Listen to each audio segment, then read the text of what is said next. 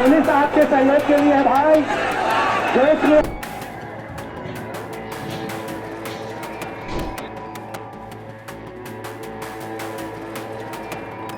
वो समाज की भावना को समझने में कामयाब रही। इसके बाद रह गई थी, उसके बाद इस तरह कृत्य करना, मतलब इसमें ऐसा लगता। नमस्कार, मैं ईशा साहू और इस वक्त आप देख रहे हैं दैनिक चिंतन। बलौदा बाजार लगातार हॉटस्पॉट और काफ़ी लोगों के नज़र पर है, इसलिए क्योंकि सतनामी समाज के द्वारा कुछ लोगों का उग्र प्रदर्शन वहाँ देखने को मिला। इस तरीके से लोग आक्रोशित हुए कि कलेक्टर ऑफिस, एसपी ऑफिस को जो है आग के हवाले कर दिया गया। करीबन 100 गाड़ियों को आग के हवाले कर दिया गया। इवन फायर ब्रिगेड की गाड़ियों तक को नहीं छोड़ा गया। लगातार वहाँ आग का माहौल किया गया, पथराव किया गया, लाठी तक चलाए गए। तमाम चीज़ों को लेकर अब जो है बलौदा बाज़ार में 144 जो धारा है वो लागू कर दिया गया है। कर्फ्यू जैसे माहौल बलौदा बाज़ार में देखने को मिल रहा है और लगातार जो है प्रशासन इस कार्य में जुटी हुई है कि इस पूरे कांड के पीछे किन किन का हाथ है उसकी जांच पड़ताल कर रही है। कल बीती दोपहर जो है फॉरेंसिक टीम भी वहाँ पर पहुँची थी, जिससे पता चला कि अंदर पेट्रोल बम एवं एक अलग तरीके के केमिकल पाए गए हैं, जिसके बाद में जो है इस कार्रवाई को और भी आगे ले जाया जा रहा है, क्योंकि एक अलग तरीके की लिक्विड भी वहाँ पर पाई गई है। ये सब तो थी फॉरेंसिक टीम की जांच, लेकिन जो सतनामी समाज है उन्होंने ये प्रदर्शन इसलिए किया गया क्योंकि 15 मई की रात को अनजान लोगों के द्वारा गिरहुपुरी के जयस्थान को क्षतिग्रस्त किया गया था, जिसको लेकर सतनामी समाज काफ़ी दिनों से जो है प्रदर्शन करी जा रही थी। इसी प्रदर्शन में जो है दशहरा मैदान पर शांतिपूर्वक प्रदर्शन करने के लिए जो है अनुमति ली गई थी, लेकिन वहाँ लाखों की संख्या में जो है सतनामी समाज के लोग पहुँचे थे एवं आक्रोशित भी थे। इसी बीच में जो है पुलिस का व्यवहार उनको शायद पसंद नहीं आया, तो उससे और ज़्यादा आक्रोशित हो गए, जिसके बाद में जो है कलेक्ट्रेट का घेराव करने पहुंचे थे। उसी दौरान बैरिकेड तोड़ने के बाद में सतनामी समाज के लोग जो है एसपी ऑफिस के अंदर, कलेक्ट्रेट के अंदर दाखिल होते हैं और दाखिल होने के बाद आक्रोश इस प्रकार अपना प्रकट करते हैं कि वहां के एसपी ऑफिस, कलेक्ट्रेट ऑफिस को आग के हवाले कर देते हैं। वहां परिसर में खड़ी जितनी भी गाड़ी होती है उसको भी आग के हवाले कर देते हैं, जिसके बाद में प्रशासन ने कार्रवाई करते हुए करीबन 200 लोगों को हिरासत में ले लिया है और कार्रवाई लगातार जारी है। लेकिन इसी बीच में कल जो है सीएम के द्वारा प्रेस कॉन्फ्रेंस रखी गई थी और प्रेस कॉन्फ्रेंस में कहा गया था कि उन्हें सतनामी समाज इतना उग्र नहीं है, उन्हें भड़काया गया था। एनएसयूआई के द्वारा जो है सतनामी समाज को भड़काया गया था, जिसके बाद सतनामी समाज इस प्रकार की उग्र हो गई थी। इसी प्रेस कॉन्फ्रेंस के दौरान ये भी कहा गया कि कांग्रेसी कुछ नेता जो वहाँ पर समर्थन करने पहुँचे थे, उनकी भड़कावे में भी सतनामी समाज आई। इसमें जो है भिलाई नगर विधायक देवेंद्र यादव का भी नाम सामने आता है, जिन्होंने आज उस प्रेस कॉन्फ्रेंस में कई बातों को नकारा है और अपना पक्ष रखा है। क्या कुछ देवेंद्र यादव ने कहा, उसको देखने के लिए बने रहिए इस पूरे वीडियो में। ये बात बहुत दुखद है कि राज्य शासन जो घटना हुई जिससे सतनामी समाज के लोगों के मन में आहत पहुंची, और 15 मई से लेकर आज देखें तो जून मिडिल आ गया। इतने दिनों में वो समाज की भावना को समझने में कामयाब रही। इसके बाद धरना जो हुआ उसका जो सरकार ने ही और ज़िला के कलेक्टर ने ही उसकी सहमति दी, और उसके बाद जब समाज के लोगों से समन्वय बना के आगे की नीति बनानी थी, यह समाज के लोगों की जो मांग थी उसके अनुरूप शासन प्रशासन को आगे कार्रवाई करनी थी, उसमें वो नाकामयाब रहा। शासन प्रशासन की गलती के कारण कितने लोगों को समस्या हुई।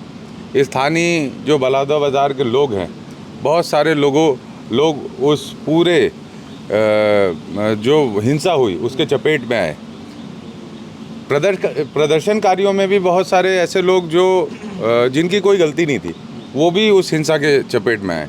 वहाँ पर स्थानीय लोग, जो वहाँ व्यापारी लोग हैं, वो भी चपेट में आए। प्रशासन के कर्मचारी भी चपेट में आए। और जब ये सब की जिम्मेदारी लेने का समय है और बताने का समय है जनता के बीच में कि हाँ हमारी नाकामी है और हमसे गलती हुई जिसके कारण ये हुआ। तब आरोप प्रत्यारोप कर मंत्री अपनी साख बचाने की कोशिश कर रहे हैं तो उनको शर्म आनी चाहिए। ठीक है, उनको ये गैर जिम्मेदाराना रवैया शोभा नहीं देता। जनता ने विधायक बनाया है, मंत्री बने हैं तो जनता की सेवा के लिए बने हैं, ना कि जनता को मिसगाइड करने के लिए बने हैं। आपको सीधी सीधी बात करनी चाहिए कि ये प्रकरण में अभी तक परिस्थितियां क्यों नहीं ठीक कर पाई शासन प्रशासन, और जो जिम्मेदार हैं उसके ऊपर कार्रवाई करना चाहिए, जांच करनी चाहिए। जबकि ये प्रेस कॉन्फ्रेंस लेके हमारे कांग्रेस के समाज के जो वरिष्ठ नेता हैं, जिनको समाज ने जब भी आंदोलन हुआ उनको याद किया तो वो पहुँचे, उनके बारे में बोलना, या मैं बिलासपुर लोकसभा लड़ा, बहुत सारे समाज के लोगों का फ़ोन आया कि देवेंद्र जी हमारे समाज का धरना है, आप उसमें समर्थन करने आइए। मैं वहाँ पहुँचा, लगभग 10 से 15 मिनट में वहाँ धरने पे उनके साथ नीचे बैठा, क्योंकि सामाजिक कार्य था, मैं मंच पे नहीं जा सकता था। और मंत्री जी कहते हैं, मैं कल पीसी देख रहा था, उसमें ये कहते हैं कि देवेंद्र मंच पे खड़ा हुआ था। तो भाई एक तस्वीर ला दो, एक विषय ला दो कि मैंने कहीं बयान दिया या मैंने कहीं किसी को उत्तेजित करने का काम किया। हाँ, मैं समर्थन करने गया था और मैंने उसको स्पष्ट रूप से कह रहा हूँ कि हाँ मैं समर्थन करने गया था, समर्थन किया हूँ और समर्थन करूँगा। और वो कोई भी हमारे लोगों की भावना पूरे छत्तीसगढ़ के अंदर अगर आहत होगी, सरकार से बात करने की बात होगी, तो ये मेरी नैतिक जिम्मेदारी है, नैतिक कर्तव्य है कि मैं उनकी भावनाओं के अनुरूप, मेरे क्षेत्र के लोगों की भावनाओं के अनुरूप मैं उसमें उनकी सहमति दूं। लेकिन वहाँ अगर आगजनी हो रही है, वहाँ अगर बैरिकेड तोड़े जा रहे हैं, वहाँ अगर कुछ असामाजिक तत्व आकर पूरी व्यवस्था को ख़राब कर दे रहे हैं, तो उसकी जिम्मेदारी सम्मानित वहाँ के प्रशासन की है और प्रशासन के ऊपर बैठे सरकार के लोगों की है, मंत्रियों की है, मुख्यमंत्री की है। मैं आपके माध्यम से हमारे माननीय पूर्व मुख्यमंत्री जी ने मांग की है, कांग्रेस पार्टी ने मांग की है कि गुमराह मत करो, इस्तीफा दो। आज जो घटना छत्तीसगढ़ के अंदर हुई है, ये छत्तीसगढ़ के अंदर ऐसी घटना कभी नहीं हुई है। और जो लोगों को, उनकी भावनाओं को प्रशासन लगातार दरकिनार करते हुए जो लाठी के दम पर सरकार चलानी चाह रही है, ये लाठी के दम पे सरकार चलाना बंद करना चाहिए और उनको अपनी नैतिक जिम्मेदारी लेते हुए इस्तीफा देना चाहिए। इस्तीफा देना चाहिए? कौन? मुख्यमंत्री को देना चाहिए। हमारे पूर्व मुख्यमंत्री जी ने कहा है कि मुख्यमंत्री को तत्काल इस्तीफा देना चाहिए। हमारे पार्टी के अध्यक्ष ने कहा है। हम पार्टी के जो लाइन है उस पर हम ये बात आपको कह रहे हैं कि ऐसा जो पिछले समय में घटना हुई है, इस घटना की जिम्मेदारी लेना चाहिए। ऐसा नहीं है कि केवल आरोप लगा दो कि ये मंत्री गए थे, ये पूर्व मंत्री गए थे, यहाँ पर समाज के ये विधायक गए थे, देवेंद्र यादव क्यों चला गया। अरे भाई, परम पूज्य गुरु घासीदास बाबा ने सतनाम मनखे मनखे एक समान का नारा दिया है। और मनखे मनखे एक समान का मतलब क्या होता है? हर मानव एक समान है। तो अगर किसी को दर्द हो रहा है, किसी को तकलीफ है, किसी की भावनाएं आहत हुई है, मेरे क्षेत्र के लोगों ने मुझसे आग्रह किया, तो मेरी नैतिक जिम्मेदारी है कि मैं उनके सुख दुख में खड़े हूँ। तो मैं उनके सुख दुख में खड़े होने गया था और आगे भी जाऊँगा। लेकिन मेरा आग्रह है, आप अपनी जिम्मेदारी लीजिए और इस्तीफा दीजिए। आपने सुना क्या कुछ देवेंद्र यादव जी ने कहा। देवेंद्र यादव ने कहा कि मैं उस जगह पर ज़रूर पहुंचा था, लेकिन मैं समाज का समर्थन करने पहुंचा था, और अगर उस जगह पर इस प्रकार की माहौल बिगड़ती है तो ये प्रशासन की त्रुटि है, सुरक्षा बलों में।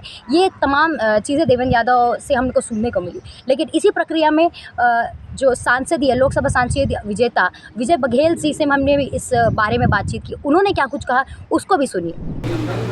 ये बहुत निंदनीय है और घृणित कार्य है, और जिन्होंने भी किया है उस पर कड़ी से कड़ी कार्रवाई होनी चाहिए।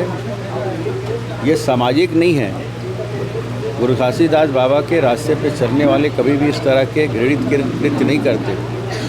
सादगी से और संपूर्ण मन की भावना से ईश्वर ही सत्य है और सत्य ईश्वर है, उस संदेश को जिस बाबा ने जन जन तक पहुंचाया, उस बाबा के आदर्शों को इन्होंने आघात पहुंचाया है, उसके झंडे लेकर और उनके नाम से जो उपद्रव किए हैं, ये घोर अपराध की श्रेणी में आता है। धार्मिक उन्माद फैलाने का ये लोग प्रयास किए हैं, वो भी धारा इनके ऊपर लगनी चाहिए। ये एक काला धब्बा है छत्तीसगढ़ के लिए कि कलेक्ट्रेट में आग लगाना, उपद्रव करना, हुड़दंग करना, ये बाबा के अनुयायी नहीं कर सकते। ये असामाजिक तत्व हैं। और बाबा के श्री चरणों में प्रणाम करते हुए मैं कहना चाहूँगा कि सारे बातों को ध्यान में रखते हुए माननीय मुख्यमंत्री जी ने स्वयं निर्देश दिए थे, गृह मंत्री जी लगातार लगे थे और अपराधी पकड़े जा चुके थे। जो जईत खम क्षतिग्रस्त हुआ था उसको बना दिया गया था आरंग वाले विधायक और उनके पिता बालदास जी के माध्यम से, खुशवंत जी के माध्यम से। तो उसके बाद क्या रह गई थी? उसके बाद इस तरह कृत्य करना, मतलब इसमें ऐसा लगता है कि षड्यंत्रकारी लोग इसमें शामिल हो गए और उसके कारण ये स्थिति बनी। कितना नुकसान हुआ है, इस नुकसान का भरपाई कौन करेगा? ये मानवता का जो की हत्या हुई है उसकी भरपाई कौन करेगा?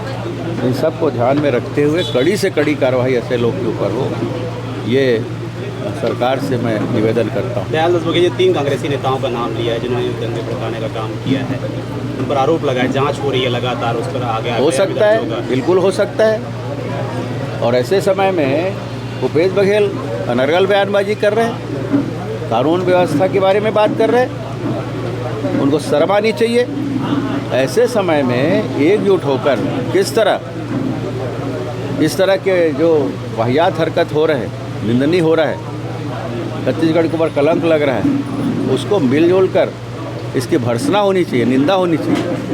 तो इसमें मजाक बना के रख दिए हैं, इसमें भी राजनीति कर रहे हैं। ये लोग वाकई में वो आ रही है कि कुछ लोग शामिल होकर इस तरह के दंगे भड़काने में उनको सहयोग किए। आपने सुना तमाम नेता, पक्ष विपक्ष, कांग्रेस बीजेपी लगातार आपस में भिड़ती रहती है और एक दूसरे पर जो है जुबानी वार करती रहती है। ये उनके बीच की बात है, दो राजनीति के बीच में बात है कि किस पे पक्ष पर विवाद करना चाहिए और उसका कैसे कटाक्ष करना चाहिए, तो उनकी बात थी। पर एक समाज आपको बनाता है, बढ़ाता है, आपको रिप्रेजेंट करता है। उस जगह पर इस प्रकार की घटना को अंजाम देना किसी भी समाज के द्वारा सही नहीं है। और इस चीज़ों को लेकर जो है सतनामी समाज ने जिस प्रकार का उग्र प्रदर्शन किया, जिससे तमाम कलेक्ट्रेट को जलाया गया है, एसपी ऑफिस को जलाया गया, उसमें माल की दस्तावेज़ों की हानि हुई है, काफ़ी गाड़ियाँ जलकर खाक हो चुकी है, वहीं दफ्तर में रखे कई कागज़ जलकर अब खाक हो चुके हैं। अब इस जगह पर ये होता है कि इस जगह की फिर से उस जगह को बनाना करना, और जो तमाम दस्तावेज़ थे वो सबसे महत्वपूर्ण दस्तावेज़ थे। पता नहीं कितनों की जानकारी और कितनी चीज़ें उस दफ्तर में रही होगी, जिसको जो है समाज के द्वारा समाज का नाम दिया गया है, क्योंकि सतनामी समाज के द्वारा इस पूरी घटना को अंजाम दिया गया है। जिस प्रकार से ये जो घटना हुई है वो काफ़ी निंदनीय है। इस प्रकार की घटना किसी भी समाज को नहीं करनी चाहिए। इस प्रकार का उग्र कभी होना नहीं चाहिए जिससे प्रशासनिक चीज़ों पर या किसी भी लोगों को हानि पहुँचे। हम आपको बार बार अपील कर रहे हैं कि क्रोध में इतना कुछ ना कीजिए कि वापस वो चीज़ें आप पर ही पलट कर आ जाए और आपकी जो बात थी, आपका जो मुद्दा था, वो उस जगह से भटक जाए। बात बलौदाबाजार की अब इतनी है कि लगातार उस पर जो है टीम गठित कर दी गई है। लगातार जिन्होंने वहाँ पर इस तरह की घटना को अंजाम दिया उन पर कार्रवाई कर रही है। अभी कार्रवाई करने के बाद में क्या कुछ सामने आता है उसको देखने के लिए बने रहिए दैनिक चिंतक के साथ में। धन्यवाद। आप देख रहे हैं दैनिक चिंतक। आगे की अपडेट के लिए बने रहें हमारे साथ। हमारे चैनल को लाइक, सब्सक्राइब और शेयर करना ना भूलें।